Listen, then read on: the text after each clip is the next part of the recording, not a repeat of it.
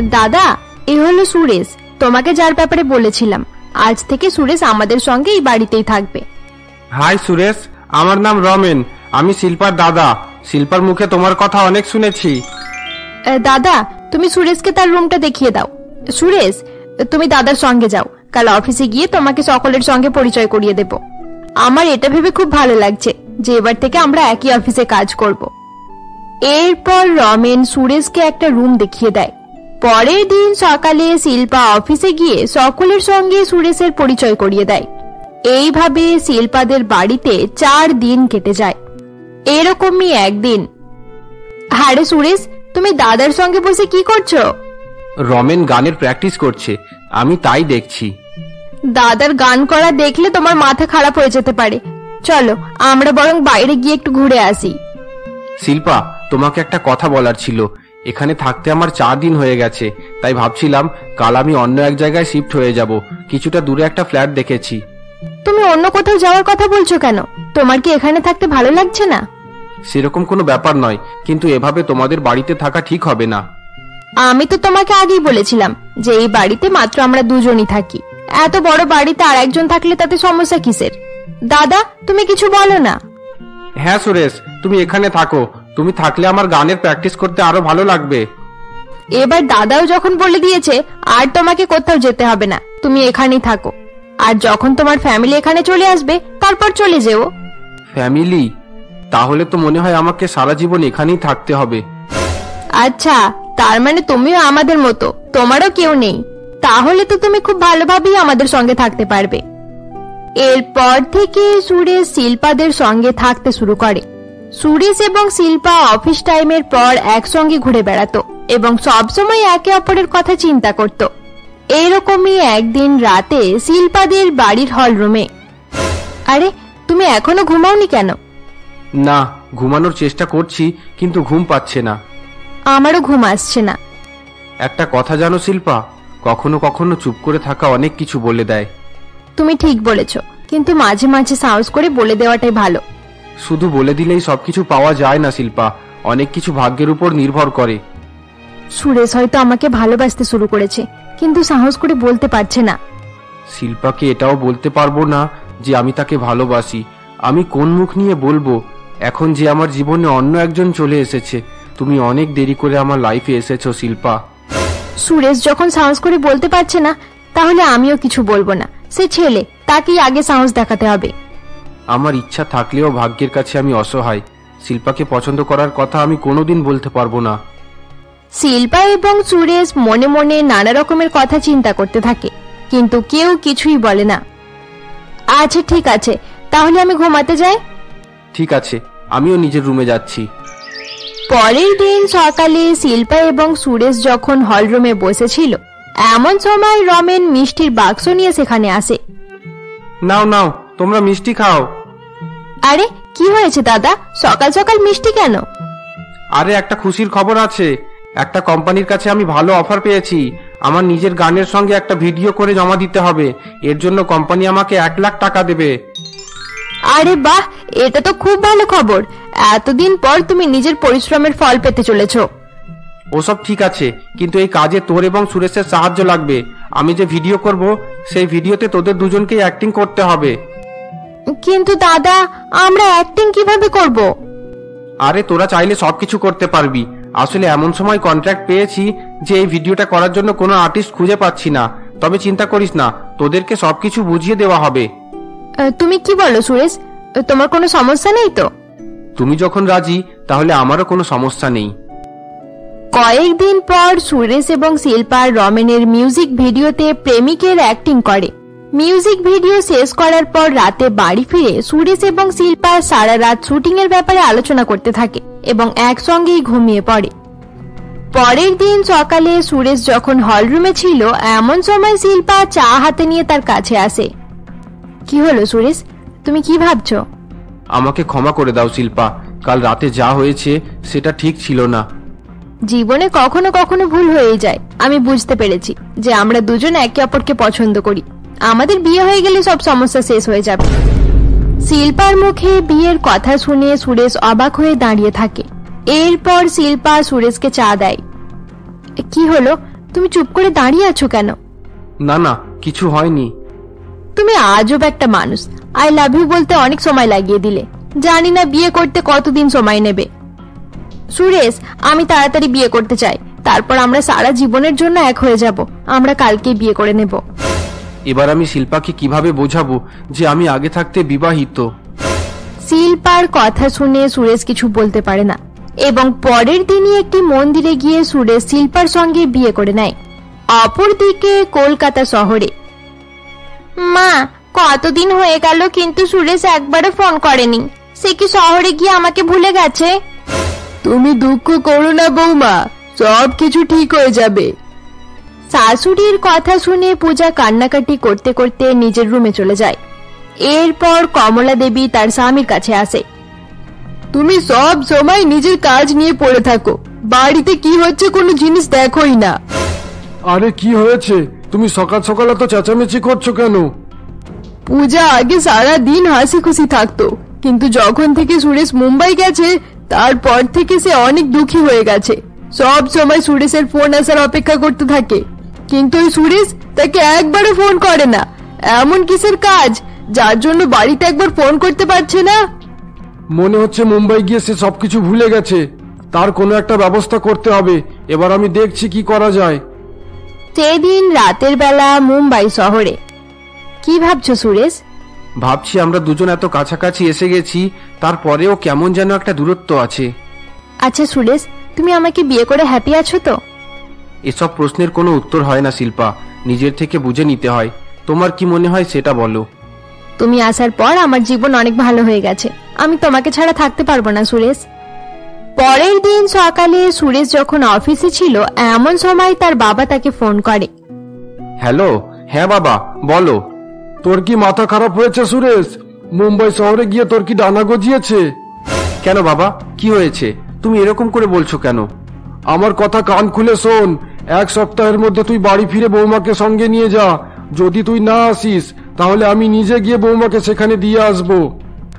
বাবা, কাজের অনেক চাপ আছে, তবে তুমি চিন্তা করো না, আমি কয়েকদিনের মধ্যে কাজ শেষ করে যাওয়ার চেষ্টা করব। পূজাকে নিজের সঙ্গে নিয়ে আসবো। আচ্ছা ঠিক আছে বাবা, বস ডাকাডাকি করছে, এখন আমি রাখি। সুরেশ এই বলে ফোন কেটে দেয়। কি হয়েছে বাবা? সুরেশ কি বলল? সে কবে আসছে? তাকে আমি খুব ভালো করে জানি। সে প্রথম থেকে খুব মিথ্যে কথা বলে। আমি জানতাম সে এরকম কিছু একটা করবে। তাহলে কি সুরেশ আসবে না? তুমি চিন্তা করো না বৌমা, কি করতে হবে আমি ভেবে নিয়েছি। এবার আমি তাকে জব্দ করব। এরপর পূজা বাড়ির কাজ করতে শুরু করে দেয়। পরের দিন সকালে পূজা যখন তার শাশুড়ির সঙ্গে হল রুমে বসেছিল এমন সময় সুরেশ তাড়াহুড়ো করে সেখানে আসে। মা, মা, তুমি ঠিক আছো তো মা? আমার আবার কি হবে? আমি তো একদম ঠিক আছি। তাহলে তোমার শরীর খারাপ বলে আমাকে এখানে ডাকলে কেন? তুমি জানো আমার কত চিন্তা হচ্ছিল। তাড়াহুড়োর মধ্যে প্রথম ফ্লাইট ধরেই আমি কলকাতা ফিরে এসেছি। যা জিজ্ঞাসা করার তোর বাবাকে গিয়ে জিজ্ঞাসা কর। আমি তোর কোনো প্রশ্নের উত্তর দিতে পারবো না। উফ, তার মানে বাবা মিথ্যে কথা বলে আমাকে বাড়িতে ডেকেছে। এসব কাজ আমার একদম পছন্দ হয় না। এরপর সেদিন দুপুরবেলা সকলে একসঙ্গে খেতে বসলে সুরেশ বলে, বাবা, অফিস থেকে আমাকে একদিনেরও ছুটি দেয় না, কাজের অনেক চাপ আছে। তুমি মিথ্যে কথা বলে আমাকে বাড়িতে ডাকলে কেন? মাথা মোটা ছেলে কোথাকার, তুই সেখানে থাকবি আর তোর বউ এখানে থাকবে? বাবা, সেখানে বাড়ি পাওয়া যায় না, একটা ঘরে 10 জন করে থাকতে হয়। সেখানে যখন বাড়ি পাওয়া যাচ্ছে না তাহলে ওই চাকরি ছেড়ে এখানে চলে আয়। এখনো আমার সেই ক্ষমতা আছে যে আমি সারা জীবন তোকে বসিয়ে খাওয়াতে পারবো। এসব তুমি কি বলছো বাবা? আমি এত ভালো চাকরি ছেড়ে দেব? ভালো চাকরি না চাই, আমার একটা কথা পরিষ্কার শুনে রাখ। যদি তুই মুম্বাই যেতে চাস তাহলে বৌমাকে সঙ্গে নিয়ে যেতে হবে, না হলে আমি তোকে বাড়ির বাইরে পা রাখতে দেব না। বাবার কথা শুনে সুরেশ চিন্তিত হয়ে পড়ে। বাড়িতে 2 দিন কাটানোর পর সুরেশ পূজাকে নিয়ে মুম্বাই যাওয়ার জন্য রাজি হয়ে যায়। একদিন রান্নাঘরে, শোনো পূজা, শুনেছি মুম্বাই অনেক বড় শহর, সেখানে সাবধানে থাকবে। আপনি চিন্তা করবেন না মা, আমার কোনো রকমেরই অসুবিধা হবে না। আর একটা কথা ভালো করে মনে রাখো, স্বামীকে সবসময় নিজের হাতের মুঠোয় রাখার চেষ্টা করবে, সে যেন অন্য কোনো মেয়ের কাছে যেতেও না পারে। ঠিক আছে মা, আপনার কথা আমি মনে রাখবো। আচ্ছা ঠিক আছে, চলো এবার তোমাদেরকে বের হতে হবে। আমি কয়েকটা খাবার প্যাকিং করে দিয়েছি, সেখানে গিয়ে খেয়ে নিও। আচ্ছা বৌমা, জামা কাপড় সব প্যাকিং করে নিয়েছো তো? হ্যাঁ মা, আমি সবকিছু প্যাকিং করে নিয়েছি। মুম্বাই যাওয়ার আনন্দে কাল রাতেই জামা কাপড় সব নেওয়া হয়ে গেছে। এরপর সুরেশ এবং পূজা বাড়ি থেকে বের হওয়ার জন্য তৈরি হয়। আমার কথা ভালো করে শুনে রাখ সুরেশ, যদি তোর জন্য বৌমার কোনো রকম কষ্ট হয় তাহলে আমি তোকে ছাড়বো না। ভালো করে বৌমায়ের খেয়াল রাখবি। ঠিক আছে বাবা, ওসব নিয়ে তোমাকে ভাবতে হবে না। এরপর সুরেশ এবং পূজা এয়ারপোর্টে গিয়ে মুম্বাই যাওয়ার জন্য প্লেনে উঠে পড়ে। তুমি জানো, আমি প্রথমবার প্লেনে উঠেছি, তাই আমার একটু ভয় করছে। কোনো রকম দুর্ঘটনা হবে না তো? না, কিছু হবে না। তুমি কি সবসময় প্লেনে যাতায়াত করো? আমার খুব মাথা যন্ত্রণা করছে, তুমি একটু চুপ করে বসো। মাথা যন্ত্রণা করছে? তাহলে ওষুধ খেয়ে নাও, আমার ব্যাগে ওষুধ আছে। দাঁড়াও, এক্ষুনি দিচ্ছি। তুমি একটু চুপ করে বসে থাকো, তাতেই আমার মাথা যন্ত্রণা ভালো হয়ে যাবে। কিছু সময় পর তারা প্লেন থেকে নেমে পড়ে। সুরেশ এয়ারপোর্ট থেকে বাইরে আসার সময় দেখে শিল্পা তার জন্য এয়ারপোর্টে অপেক্ষা করছে। এটা দেখে সুরেশ অবাক হয়ে যায়। কি হলো, তুমি হঠাৎ করে দাঁড়িয়ে গেলে কেন? পূজা, তুমি একটা কাজ করবে? তুমি ওই চেয়ারে গিয়ে বসো, আমি একটু পর আসছি। আমার একটা কাজ মনে পড়েছে। না, আমি তোমাকে ছাড়বো না। তুমি যেখানে যাবে আমিও তোমার সঙ্গেই যাব। আরে তুমি বুঝতে পারছো না, এটা মুম্বাই শহর, এখানে অনেক কষ্ট করে গাড়ি পাওয়া যায়। আমি একটা গাড়ি বুকিং করছি, তুমি ততক্ষণ এখানে ওয়েট করো। এই নাও, জামা কাপড়ের ব্যাগটা তোমার সঙ্গে রাখো। আচ্ছা ঠিক আছে, তাড়াতাড়ি আসবে কিন্তু। এরপর পূজা জামা কাপড়ের ব্যাগ নিয়ে এয়ারপোর্টের বাইরে একটি চেয়ারে বসে পড়ে। অপরদিকে সুরেশ শিল্পার কাছে যায়। আরে শিল্পা, তুমি এখানে কেন? আমি প্রত্যেকদিন এখানে আসি, তুমি আমাকে না বলে কলকাতায় ফিরে গেলে, তাই আমি প্রত্যেকদিন এসে তোমার অপেক্ষা করতাম। এবার চলো, বাড়ি যাব। আচ্ছা ঠিক আছে, চলো। এরপর সুরেশ শিল্পার সঙ্গে বাড়ি ফিরে আসে।